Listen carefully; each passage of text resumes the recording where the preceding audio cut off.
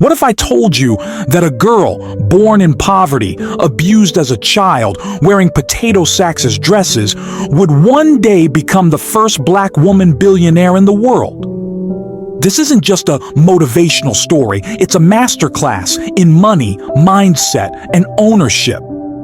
Because Oprah Winfrey didn't just make money, she built an empire.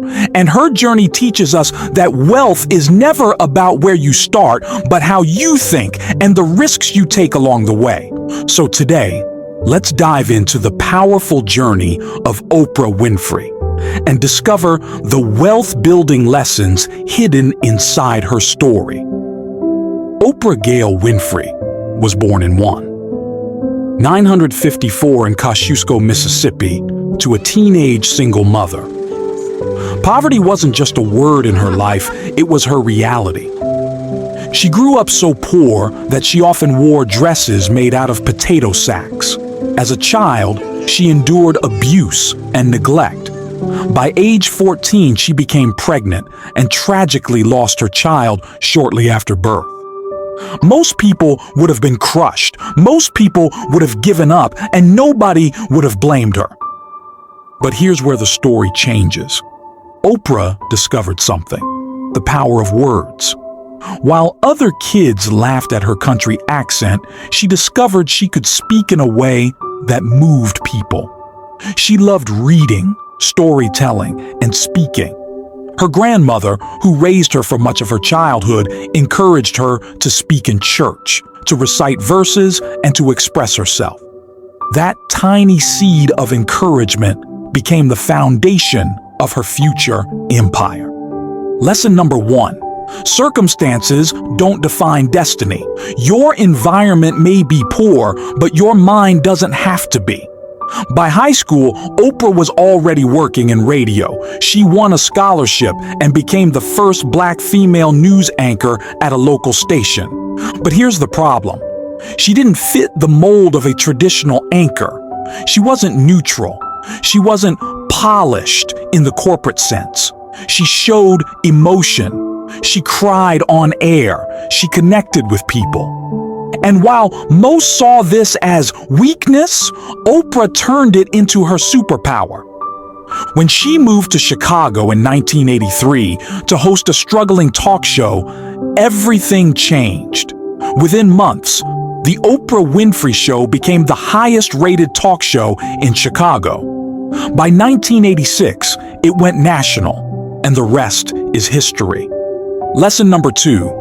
Your difference is your advantage. What the world calls a weakness can become your greatest strength if you own it. Here's where most people stop the story. They say, Oprah got lucky, she became famous, and she got rich.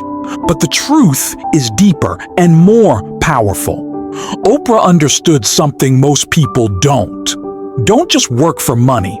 Own the money flow. In 1988, instead of just being a host, Oprah founded Harpo Productions, her name spelled backwards. That move changed everything.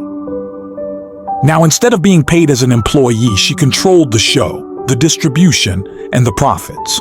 She went on to launch magazine, OWN Network, Oprah Winfrey Network, a film studio producing movies and TV shows, strategic investments in companies like Weight Watchers and Apple.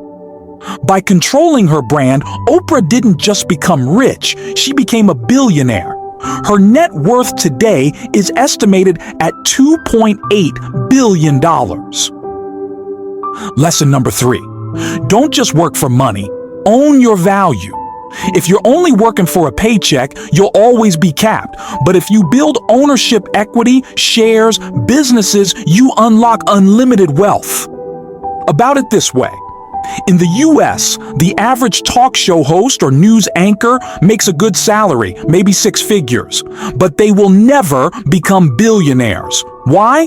Because they don't own their platform. It's like being a worker at McDonald's versus owning a McDonald's franchise. Both are in the same business, but only one has the potential for wealth.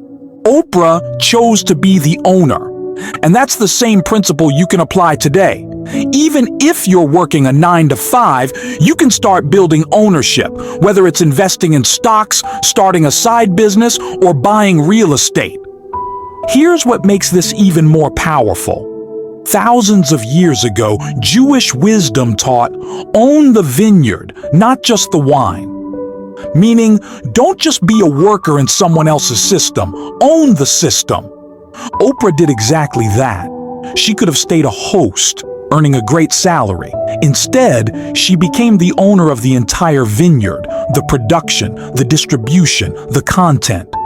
That's why she's a billionaire today. Lesson number 4. Ownership creates generational wealth. Oprah Winfrey's story isn't just about fame. It's about mindset, ownership, and discipline. She went from wearing potato sack dresses to wearing the crown of the world's first black woman billionaire. So the question is, what about you? Will you spend your life working for money, or will you start building ownership? Because Oprah's story proves one thing: money follows mindset. And if she could turn pain into power, so can you. Final call. If you're ready to grow your wealth, master your mindset, and achieve financial freedom, join us here at Wealth Motive. Money, mindset, motivation.